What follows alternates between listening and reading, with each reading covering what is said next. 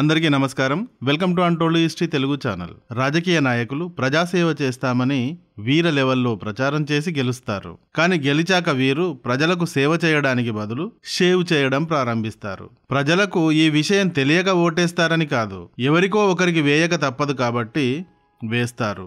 దొంగలు రాత్రిపూట రహస్యంగా చొరబడి దోపిడీ చేస్తారు. రాజకీయ నాయకులు ప్రజలిచ్చిన అధికారాన్ని అడ్డుపెట్టుకుని దోపిడీ చేస్తారు. అతి కొద్ది మంది రాజకీయ నాయకులను వదిలేస్తే మిగతా వారి ముందు పాపం దొంగలేం పనికొస్తారు. ఇదంతా ప్రజలకు తెలియదని కాదు, రాజకీయ దొంగలకు కూడా ప్రజలకు తెలుసు అన్న విషయం తెలుసు. తెలిసినా తమ అధికారం ముందు వారు ఏమీ చేయలేరని యథేచ్ఛగా సాగిస్తుంటారు. అలా యథేచ్ఛగా చేసిన స్కామే Delhi liquor scam. Delhi liquor scam గత 2.5 ఏళ్లుగా సంచలనం సృష్టిస్తోంది. తాజాగా తెలంగాణ మాజీ సీఎం కల్వకుంట్ల చంద్రశేఖర్ గారి కూతురు, సిట్టింగ్ ఎమ్మెల్సీ కూడా అయిన కవిత గారిని అరెస్టు చేయడంతో ఈ న్యూస్ మళ్ళీ టాప్ ట్రెండింగ్లోకి వచ్చింది. అసలు ఢిల్లీ స్కామ్ ఏమిటి, కవిత గారికి ఈ స్కామ్కి లింకు ఏమిటి అనే ఆసక్తికరమైన విషయాలకు సంబంధించిన పూర్తి వివరాలని ఈ వీడియోలో చూద్దాం. 2021-2022 మధ్యకాలంలో ఢిల్లీలోని ఆప్ ప్రభుత్వానికి అకస్మాత్తుగా ఒక వింత ఆలోచన తట్టింది.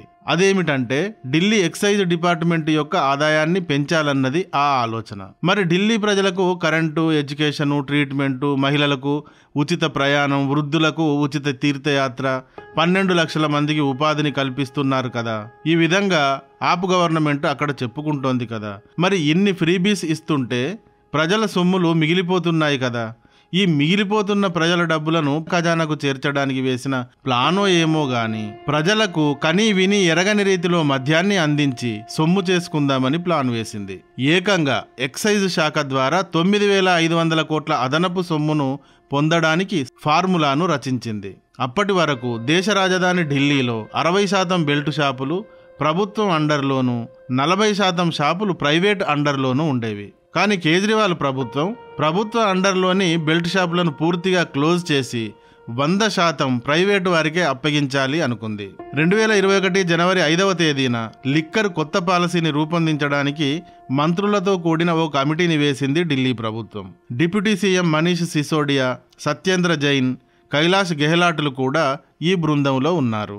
ఈ బృందం 2 నెలలు ఈ విషయంగా అంచనాలు వేసి చర్చలు జరిపి 2 నెలల తర్వాత ఒక పాలసీని తయారు చేసి ఇచ్చింది. ఈ పాలసీని యథాతథంగా ఏ సవరణలు చేయకుండా ఆమోదించింది కేజ్రీవాల్ ఆప్ సర్కార్. తర్వాత ఫైనల్ గా ఢిల్లీ లెఫ్టినెంట్ గవర్నర్ వద్దకు పంపించింది. ఆయన 4 నెలలు తన వద్ద అట్టే పెట్టుకుని ఈలోగా ఆబ్జెక్షన్స్ గానీ కాంట్రవర్సీ గానీ ఏమీ రాకపోవడంతో ఓకే చేశారు. ఇక్కడ దాకా వింటుంటే మనకేమనిపిస్తుంది ఫ్రెండ్స్?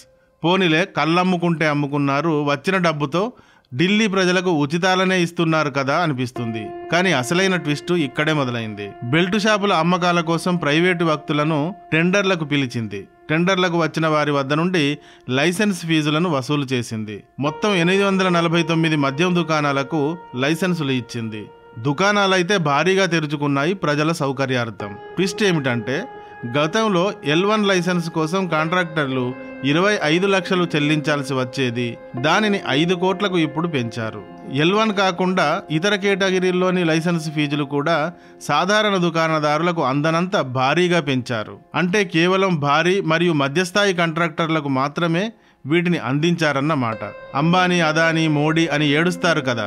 మరి కళ్ళు అమ్ముకునే విషయంలోనే వీరు బడా కాంట్రాక్టర్లను పిలుచుకున్నారంటే వీరిని ఏమనాలో మరి. ఇంతేకాదు, మద్యం బాగా సేల్ అయ్యి ఖజానాకి భారీగా డబ్బుల వరద రావాలనే ఉద్దేశంతో మద్యాన్ని హోమ్ డెలివరీ చేయడానికి తెల్లవారుజామున 3 గంటల వరకు మద్యం షాపులను తెరిచి ఉంచుకోవడానికి, మద్యం ధరలను వ్యాపారస్తులు వారికి నచ్చిన రేట్లతో అమ్ముకోవడానికి కూడా పర్మిషన్ ఇచ్చింది. ఇప్పుడు కోట్ల రూపాయల లైసెన్స్ ఫీజులు వసూలు చేసి వారికి రిస్ట్రిక్షన్స్ పెడితే వారు ఎలా సంపాదించుకుంటారు? అందుకన్నమాట ఈ అమైన్మెంట్స్. ఇక్కడ ఇంకో లొసుగు ఏమిటంటే లైసెన్స్ ఫీజులలో కూడా ఆకర్షణీయంగా కనబడడం కోసం భారీ డిస్కౌంట్లు కూడా ప్రకటించారు. సరే, ఈ కథలన్నీ ఇలాగే ఉంటాయి. నీకు సగం నాకు సగం అన్నట్టు. ఇలాగే ఈ కథ కూడా సాగిపోయేదేనేమో కానీ డామిట్ కథ ఇక్కడే అడ్డం తిరిగింది. 2022 ఏప్రిల్లో ఢిల్లీ చీఫ్ సెక్రటరీగా నరేష్ కుమార్ గారు నియమితులయ్యారు. ఈయనకు ఢిల్లీలో అమలైన మద్యంకు సంబంధించిన కొత్త పాలసీపై డౌట్ వచ్చింది. దానిని ముందేసుకుని ఏ కాలుకు ఆ కాలు విరిచి పరిశోధించారు. అందులో చాలా అవకతవకలు ఉన్నట్టు ఆయన గుర్తించారు. వీటిపై ఒక నివేదికను తయారు చేసి జూలై 8, 2022 తేదీన తీసుకువెళ్లి లెఫ్టినెంట్ గవర్నర్ వికే సక్సేనా గారికి అందించారు. సక్సేనా గారు అదే నెల 22వ తేదీన ఈ అవకతవకలపైన విచారణ జరిపించడానికి సిబిఐకి సిఫార్సు చేశారు. ఇలా దొంగలెక్కలు సమాధి చేయబడడానికి బదులు దీపావళి చిచ్చుబుడ్డిలా చిమ్ముకుని పైకి వచ్చేశాయి. సాఫీగా సాగిపోతుందనుకుంటే బుల్షిట్ కథ అడ్డం తిరిగింది ఇక్కడే. చీఫ్ సెక్రటరీ గారు ఏదో తన మెడకు ఉరి తెచ్చేలా ఉన్నాడని కేజ్రీవాల్ గారు ముందే పసిగట్టేశారు. ఎక్కువ ఆలస్యం చేస్తే ప్రమాదం కంప్లీట్గా తన మెడకే చుట్టుకుంటుంది అని వెంటనే అమలు చేసిన కొత్త లిక్కర్ పాలసీని రద్దు చేస్తున్నట్లు ఆదరబాదరగా ప్రకటించారు. ఎందుకు సార్ 9,500 రూపాయల కోట్ల అదనపు ఆదాయం అని ఇంత కథ నడిపి ఇలా అకస్మాత్తుగా ముగించారేమిటి అంటే, ఎబ్బే అనుకున్నాం గాని అనుకున్నంత ఆదాయం ఏమీ రావటం లేదు, అందుకే రద్దు చేశాం అన్నారు. సరే కథ బాగానే ఉంది గాని ఇంతకీ జరిగిన అవకతవకలు ఏమిటి అనే విషయంలోకి వస్తే, లైసెన్సులు దుకాణదారులకు జారీ చేశారు కదా, వీరి నుండి లంచాలు తీసుకుని జారీ చేశారన్నది ఆరోపణ. ఆపు ప్రభుత్వంలో డిప్యూటీ సీఎంగా ఉన్న మనీష్ సిసోడియా అవసరమైనప్పుడల్లా మద్యం పాలసీలో మార్పులు చేస్తూ 145 కోట్ల రూపాయల నష్టం తెచ్చిపెట్టారట. కోవిడ్ టైంలో లైసెన్స్ ఫీజులో నుండి 145 కోట్లను ఏకపక్షంగా ప్రభుత్వం మాఫీ చేసింది. మరొక ప్రధానమైన ఆరోపణ ఏమిటంటే, సౌత్ గ్రూప్ అనే పేరుతో సౌత్కి చెందిన కొందరు ఒక సిండికేట్గా ఏర్పడి ఈ పాలసీ నుండి లాభాలను పొందారు. ఇందుకు గాను వీరు ఆపు ప్రభుత్వానికి పెద్ద మొత్తంలో లంచాలు ఇచ్చారు. ఈ లిక్కర్ కేసులో ఎప్పుడైతే సౌత్ గ్రూప్ అన్న పేరు వచ్చిందో అప్పుడే కేసీఆర్ కూతురు కవిత గారి పేరు కూడా బయటకు వచ్చింది. ఒక్కసారి కవిత పేరు బయటకు వచ్చిందంటే అది సాధారణమైన రీతిలో వైరల్ అవుతుందంటారా? ప్రత్యేక తెలంగాణకి ప్రత్యేక సీఎం కూతురంటే తమాషానా ఏంటి? తెలంగాణ ఈ వార్తతో దద్దరిల్లిపోయింది.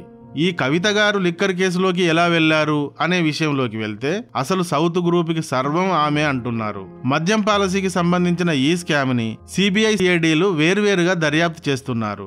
వీరు వెల్లడి చేసిన వివరాల ప్రకారం ఇందులో సౌత్ గ్రూప్ మరియు కవితల ప్రమేయం ఎలా ఉంది అంటే, హైదరాబాద్లో రాబిన్ డిస్టిలరీస్ అనే పేరుతో ఒక బిజినెస్ ఉంది. ఇది అరుణ్ రామచంద్ర పిల్లై అనే ప్రముఖ వ్యాపారవేత్తకు చెందినది.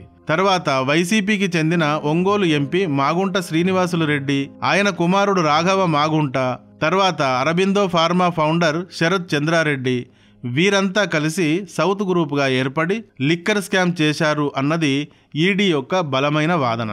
విషయం ఏమిటంటే 2021-2022లో కొత్త ఎక్సైజ్ పాలసీని రూపొందిస్తున్నప్పుడు ఇందులో ముఖ్య పాత్ర పిల్లైదేనట. మద్యం తయారీ కంపెనీ ఇండో స్పిరిట్స్ అనే సంస్థతో కూడా పిల్లైకి చాలా సత్సంబంధాలు ఉన్నాయట. ఇందులో ఇతనికి 32.5% షేరు ఉందట. ఈ పిల్లై పైన మనీ లాండరింగ్ పాల్పడ్డాడని, లైసెన్సులు ఇప్పించే విషయంలో అక్రమాలకు పాల్పడ్డాడని అభియోగాలు మోపింది ఈడీ. పిల్లైకి చెందిన Robin distilleries private limited 2022 April 22వ తేదీన మొదలైంది.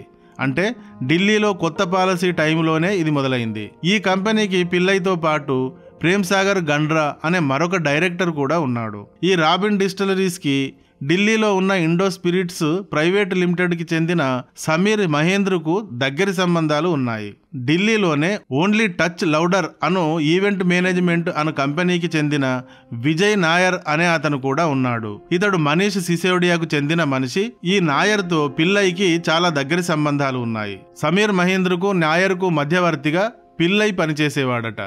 ఏమిటి ఇదంతా అంటే, ఇండో స్పిరిట్ నుంచి వచ్చిన డబ్బును రామచంద్ర పిల్లై విజయ్ నాయర్కి ఇచ్చేవాడట. ఇండో స్పిరిట్ అక్రమంగా సంపాదించిన 69 కోట్ల డబ్బులో నుండి 29 కోట్లు పిల్లై అకౌంట్కు ట్రాన్స్ఫర్ అయినట్టు ఈడీ చూపిస్తోంది. తర్వాత పిల్లై ఈ డబ్బులో నుండి 4.75 కోట్లు ఒక టీవీ ఛానల్ అధినేతకు, 3.85 కోట్ల రూపాయలను అభిషేక్ బోయినపల్లి అను అతని అకౌంట్కి పంపించినట్టుగా కూడా తేల్చింది. ఈ అభిషేక్ బోయినపల్లి కూడా ఈ ఢిల్లీ లిక్కర్ స్కామ్లో ప్రధాన నిందితుడు. ఈ పేర్లన్నీ ఏమిటి, అసలు కవిత పేరెక్కడ ఇందులో అనుకుంటున్నారు కదా. ఇప్పుడు వచ్చింది కవిత గారి పేరు. మెయిన్ ట్విస్ట్ ఇక్కడే ఉంది. అదేమిటంటే robin distilleries private limited and robin distribution LLP address కూడా బీఆర్ఎస్ ఎమ్మెల్సీ కవిత బంధువులకు చెందిన బ్యూటీ పార్లర్ ఒకటే అడ్రస్ తో ఉన్నాయి. ఈడీ తన స్టైల్లో రామచంద్ర పిల్లైని విచారించగా సౌత్ గ్రూపుకి తానే ప్రాతినిధ్యం వహిస్తున్నానని అంగీకరించాడు. ఈ విచారణ తర్వాత పిల్లై కవితకు బినామీ అంటూ ఈడీ బలంగా వాదిస్తోంది. ఇక సిబిఐ విచారణలో 2021 మే నెలలో ఢిల్లీలోని గౌరీ అపార్ట్మెంట్ వద్ద పిల్లై, అభిషేక్, బుచ్చిబాబు, ఆపుకు చెందిన విజయ్ నాయర్లు సమావేశమయ్యారు.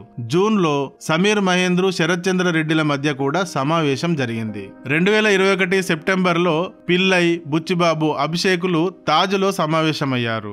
బినయ్ బాబు, మాగుంట శ్రీనివాసరెడ్డిలు మాన్సింగ్ హోటల్లో మీట్ అయ్యారు. ఈ సమావేశాలు అన్నింటి గురించి ఆయా హోటళ్లలోని సీసీ ఫుటేజీలలో ఉన్నాయంటూ ఈడీ అండ్ సిబిఐలు తెలియజేశాయి. తర్వాత 321 కోట్ల రూపాయలను అభిషేక్, దినేష్ అరోరాలు ఇద్దరూ కలిసి ఆపుకు ట్రాన్స్ఫర్ చేశారు అంటూ తేల్చాయి. ఆపు పార్టీ తరఫున సిసోడియా అనుచరుడు మొత్తం 200 కోట్లు లంచంగా తీసుకోవాల్సి ఉండగా 100 కోట్లు అడ్వాన్స్ గా తీసుకున్నాడు. పిల్లై 296.2 కోట్లు ప్రొసీడ్స్ ఆఫ్ క్రైమ్ కి పాల్పడ్డాడు. ఈ కేసులో ఇప్పటికే మనీష్ సిసోడియాతో పాటు 11 మందిని అరెస్ట్ చేశారు. ఇప్పుడు కవితను కూడా అరెస్ట్ చేశారు.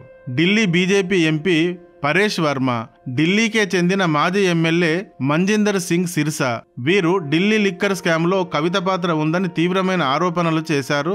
మొదట్లోనే అసలు ఢిల్లీ మద్యం కొత్త పాలసీ రూపొందడమే కేసీఆర్ బంధువులతో రూపొందింది. ఈ చర్చల్లో కవిత స్వయంగా పాల్గొంది. రామచంద్ర పిల్లై ఢిల్లీలోని ఒబెరాయ్ హోటల్లో కవిత కోసం ఒక గదిని 6 నెలలు బుక్ చేసి ఉంచారు. లిక్కర్ మాఫియా కమిషన్ను 10% పెంచేందుకు 150 కోట్ల రూపాయల డీల్ను మనీష్ సిసోడియాతో కలిసి రహస్యంగా ఒప్పందం కుదుర్చుకున్నారు. ఈ మొత్తం అతనికి కవితే ముట్ట చెప్పింది అని వీరు ఆరోపించారు.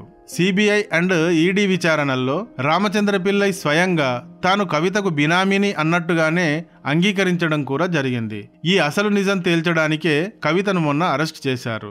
ఇది ఢిల్లీ లిక్కర్ స్కామ్లో కవిత గారి పాత్రకు సంబంధించిన వివరాలు ఇవి. ఇంత పెద్ద ఇన్వెస్టిగేషన్ జరిగాక నిజానిజాలు నిక్కచ్చిగా బయటకు వస్తాయా, నేరం నిరూపించబడి శిక్ష పడుతుందా అంటే అది మన న్యాయస్థానాలకు సంబంధించిన విషయం.